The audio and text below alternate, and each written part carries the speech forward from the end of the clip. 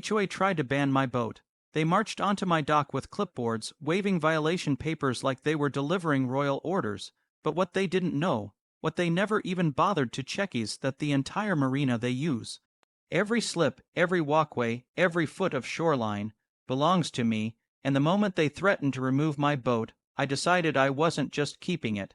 I was going to remind them who truly controls the water beneath their feet. For years my boat sat in its slip with zero complaints. It blocked nothing, bothered no one. But when a new HOA board came in led by a president who treated authority like a hobby, she declared my boat non-compliant. She sent me a 48-hour removal notice and warned me about fines and possible enforcement action.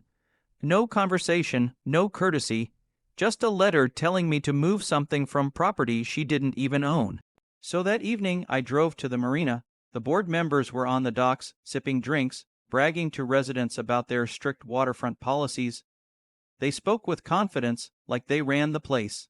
Not one of them knew they were standing on land completely outside their authority. I didn't argue, I didn't correct them. Instead, I quietly returned to my truck and pulled out a thick binder, full ownership documents for the marina.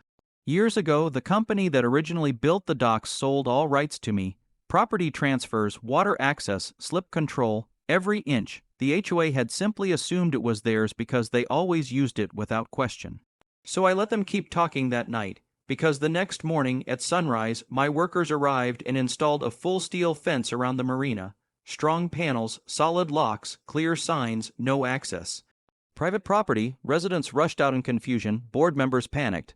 Their president stormed toward me, demanding an explanation. I handed her a copy of the ownership documents. The color drained from her face instantly.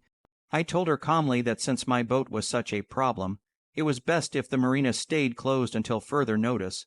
Then the reality hit them: no fishing, no kayaking, no paddle boards, no dock gatherings. No HOA events on the water, nothing. By the afternoon, complaints were pouring in from residents. By the evening, the board held an emergency meeting, and by the next morning they were at my door, apologizing so fast they could barely breathe. Their tone had changed completely. Suddenly they wanted cooperation.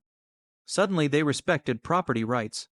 I unlocked the marina only after they withdrew every threat, erased every fine, and signed a written agreement recognizing my full authority over the waterfront. My boat stayed right where it always was. But the HOA, they learned exactly who owns the water they depend on.